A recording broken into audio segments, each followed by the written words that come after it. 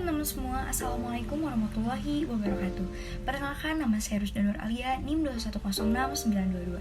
Akmal Maulana Azumar, NIM 2102278. Ali Rahmat, NIM 2104207. Kiri Bahyudin, NIM 2107679. Di sini, saya dari Universitas Pendidikan Indonesia, kelompok 1 PPKN. Saya akan menjelaskan tentang beberapa pengertian globalisasi menurut para ahli, atau bisa dijelaskan dengan apa sih makna atau arti globalisasi itu tersendiri, apa faktor yang menyebabkan globalisasi itu terjadi, dan apa sih penyebab positif dan negatifnya, dan apa sih pengaruh baik buruknya bagi mata kuliah pendidikan kewarganegaraan. Yuk cek video selanjutnya dan rekan-rekan saya akan menjelaskan. Hal pertama yang akan saya bahas adalah pengertian globalisasi. Globalisasi adalah proses mendunia atau tersebar luasnya suatu pengetahuan dari negara ke negara lainnya, atau bisa tidak ada jangkauan untuk tidak tersebar luaskan globalisasi tersebut.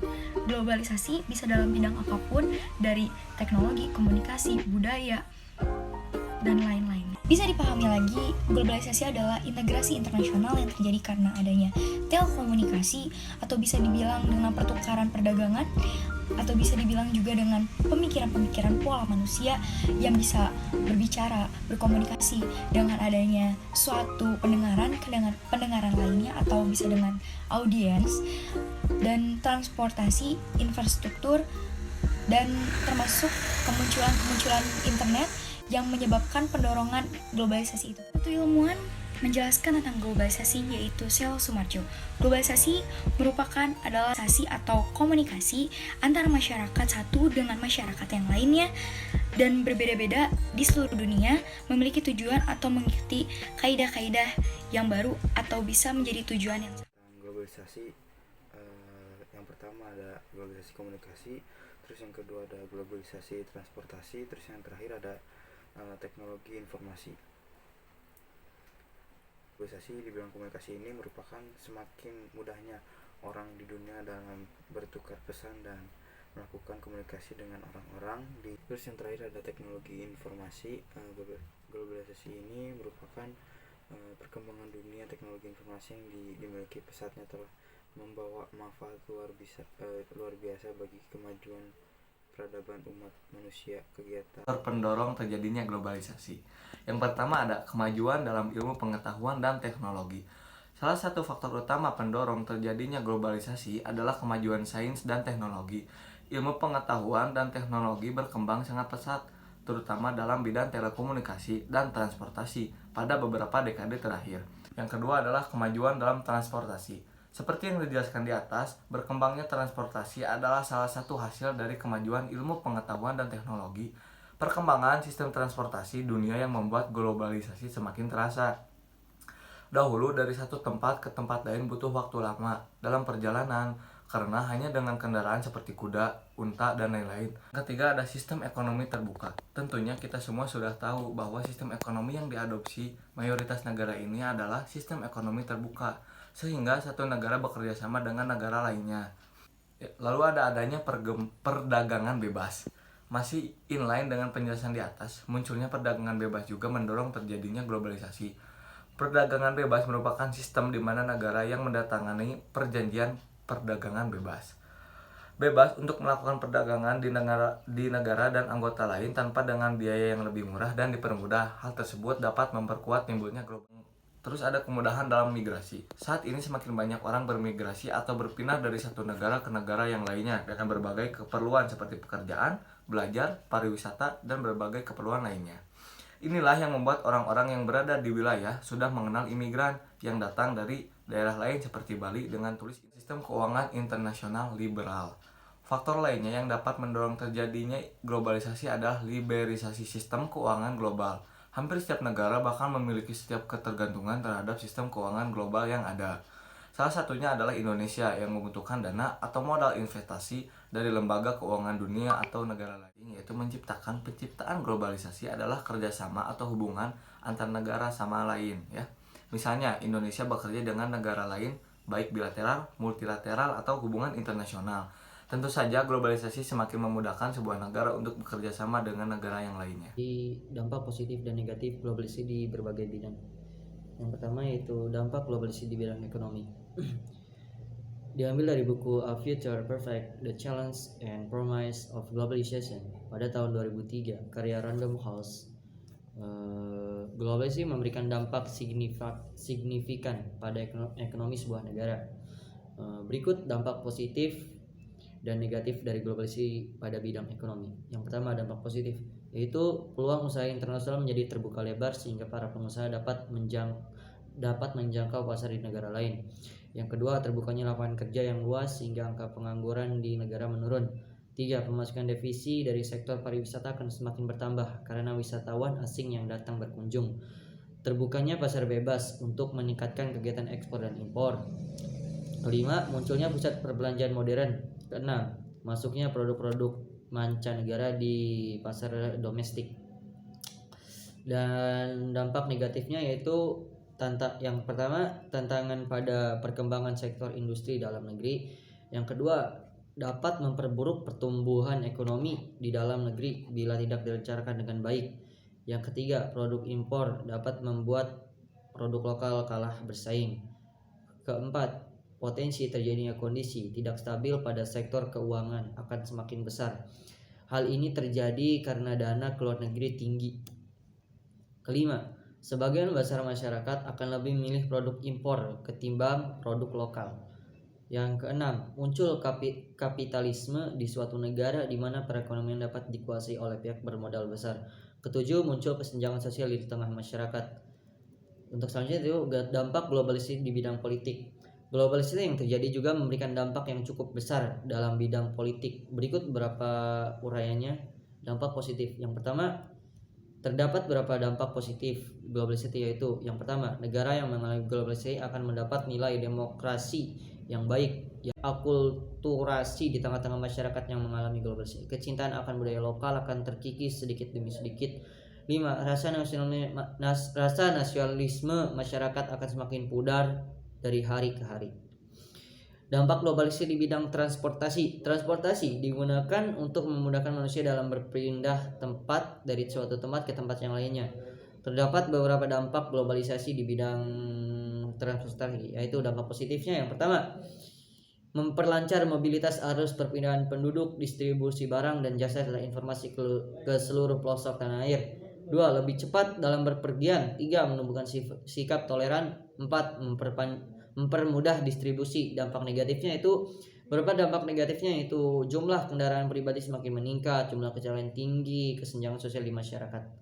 Sekian dari saya, kurang lebihnya mohon dimaafkan. Wassalamualaikum warahmatullahi wabarakatuh. Yang baik. Yang kedua, hubungan kerja sama internasional terbuka lebar serta mempermudah hubungan kerja sama antar negara. Keempat, banyak negara yang berpartisipasi untuk menciptakan kedamaian dunia. Yang keempat, meningkatkan hubungan diplomasi antar negara. Keenam, proses pemerintahan akan semakin terbuka dan lebih demokratis. Yang ketujuh, negara yang mengalami globalisasi umumnya akan lebih menghormati hak asasi manusia.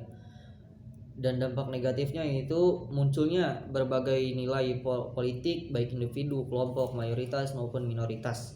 Yang kedua, munculnya ancaman disintegrasi bangsa dan negara. Yang ketiga, nilai politik berdasarkan gotong royong, kekeluargaan, dan musyawarah mufakat akan leluhur. Keempat, banyaknya partai politik di suatu negara. Yang kelima, sebagian besar masyarakat akan mengambil paham dan nilai politik luar negeri. Yang keenam, berkurangnya peran masyarakat dalam menjaga keamanan, ketertiban, dan kedaulatan negara. Selanjutnya yaitu dampak globalisasi di bidang kesehatan. Pada bidang kesehatan, yang paling berdampak pada globalisasi adalah rumah sakit, tenaga medis, industri farmasi, alat kesehatan, dan asuransi kesehatan. Dampak positifnya yaitu meningkatnya mobilitas pasien yang pergi ke luar negeri untuk mendapatkan perawatan medis. Kedua, meningkatnya mobilitas profesional kesehatan antar negara. Ketiga, meningkatnya perusahaan asing dan asuransi di dalam negeri. Keempat, semua rumah sakit dituntut untuk mampu memenuhi kepentingan dan keinginan konsumennya serta persaingan bisnis penyediaan dan pelayanan jasa kesehatan. Dampak negatif. Rumah sakit pemerintah yang cenderung kurang memperhatikan kualitas dan mutu pelayanan mulai ditinggalkan masyarakat. Kecanggihan teknologi dimanfaatkan bagi banyak orang yang membuka industri tanpa memikirkan lingkungan sekitar. Ketiga, dengan terbukanya jalur dan kesempatan di luar negeri, maka para tenaga kesehatan akan cenderung mencoba kesempatan ke luar negeri. Keempat, memiliki ketergantungan dalam bidang kesehatan dengan negara-negara maju. Kelima, kecanggihan teknologi membuat banyak masyarakat yang meninggalkan cara pengobatan alternatif dan memilih pergi ke luar negeri. Selanjutnya itu dampak globalisasi di bidang komunikasi. Komunikasi adalah suatu proses dalam seseorang atau kelompok menciptakan dan menggunakan informasi agar terhubung dengan dunia luar. Dampak positifnya itu mudah memperoleh informasi segala aspek bidang. Kedua, mudah melakukan komunikasi. Misalnya yaitu ketika kita sedang jarak jauh, kita bisa berkomunikasi tanpa harus bertemu. Yang ketiga, menumbuhkan sikap toleran. Keempat, memacu untuk meningkatkan kualitas diri. 5, mudah memenuhi kebutuhan. Dampak negatifnya yaitu membuat individu berperilaku konsumtif. 2, pemborosan pengeluaran informasi yang tidak tersaring. 4, membuat sikap menutup diri dan berpikir sempit. 5, memengaruhi kesehatan. 6, memengaruhi sikap dan perilaku anak. Untuk selanjutnya itu dampak globalisasi di bidang sosial dan budaya. Sosial dan budaya dapat memengaruhi oleh proses globalisasi yang terjadi secara terus-menerus. Dampak positif yaitu masyarakat semakin menjunjung tinggi hak asasi manusia, semakin tinggi rasa solidaritas antar bangsa di berbagai negara, meningkatkan taraf pendidikan suatu negara, munculnya keinginan untuk meningkatkan kualitas diri di kalangan masyarakat. Kelima, ilmu pengetahuan dan teknologi di negara mengalami globalisasi. Dampak negatifnya itu meningkatnya sifat individualisme, materialisme dan konsumtif. Pengaruh baik dan buruknya terhadap moral bangsa di Indonesia yaitu menyaring nilai-nilai dari luar terhadap negara kita sendiri yaitu Indonesia yang saling bertentangan atau bisa dianggap tidak diserap menjadikan hal-hal negatif terhadap bangsa kita, atau bisa dampak positifnya yang bisa kita ambil untuk globalisasi itu tersebut. Di era globalisasi ini banyak sekali pengaruh-pengaruh baik dan buruknya dari negara-negara asing, atau bisa dengan warga-warga negara asing yaitu bukan WNI, membahayakan bagi kehidupan bangsa Indonesia yaitu negara kita sendiri, atau bisa mempunyai nilai-nilai yang sangat kental dengan nilai kegotong royongannya, persatuannya, kesatuannya, atau bisa mementingkan kepentingan umum dibanding kepentingan pribadi dengan golongan-golongan serta nilai religius yang sangat untuk melaksanakan ajaran-ajaran agama dengan ditandai dengan toleransi yang mendalam. Untuk itu, saya di sini akan menjelaskan tentang bagaimana sih pengaruh baik dan buruknya globalisasi terhadap kewarganegaraan Indonesia. Globalisasi mempunyai arti penting bagi kemajuan di Indonesia. Apa sih arti penting bagi Indonesia itu tersendiri? Di negara Indonesia, alat transportasi dan alat komunikasi dulu itu sangat terbatas. Tetapi dengan adanya globalisasi, dengan adanya internet, handphone, dan lain-lain, di Indonesia itu sangat membantu dan menjadi kemajuan di negara kita sendiri. Itu semua karena dampak positifnya dari globalisasi.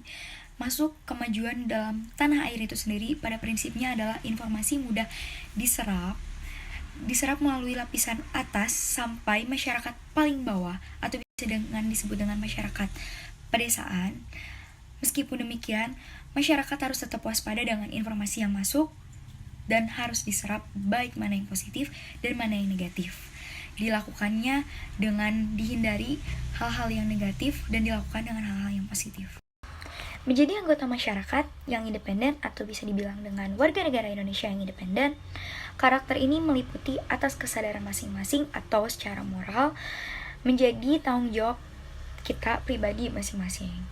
Di luar pengawasan atau bisa menerimanya tanggung jawab atas konsekuensi diri sendiri atau tindakan yang pernah kita perbuat dengan memenuhi pertanggungjawaban kewajiban moral sebagai warga negara Indonesia. Memenuhi tanggung jawab atas personal diri bisa menjadi kewarganegaraan di bidang ekonomi maupun politik. Bertanggung jawab meliputi memelihara atau menjaga diri sendiri, memberi nafkah dan merawat keluarga, mengasuh, mendidik anak, termasuk juga mengikuti isu-isu publik yang sedang booming saat ini, menggunakan hak pilih pemilu, menyebarkan atau membayar pajak secara rinci, menjadikan saksi dalam pengadilan, kegiatan pelayanan masyarakat, melakukan tugas kepemimpinan secara baik dan benar, mempunyai yang bertanggung jawab dengan pemimpin yang jujur dan sesuai dengan bakatnya masing. Itu juga kita harus saling menghormati secara martabat, harkat, kemanusiaan setiap individu itu tersendiri.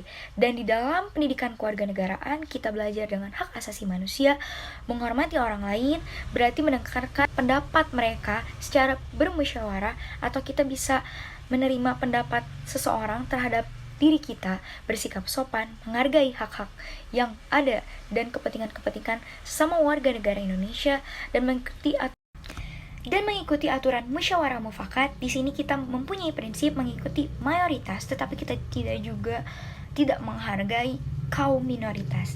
Dan kita mempunyai Bhinneka Tunggal Ika, yaitu berbeda-beda tetapi tetap satu tujuan.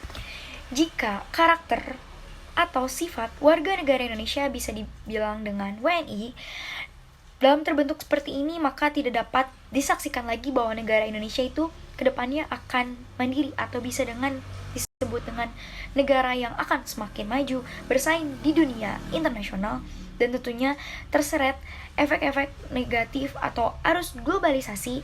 Peranan guru, sekolah, keluarga, masyarakat, dan pemerintah juga sangat diperlukan untuk bisa bersinergi menguatkan pendidikan kewargaan negara Indonesia yang bermutu dan bisa menyalurkan positif-positif kepada warga negara Indonesia.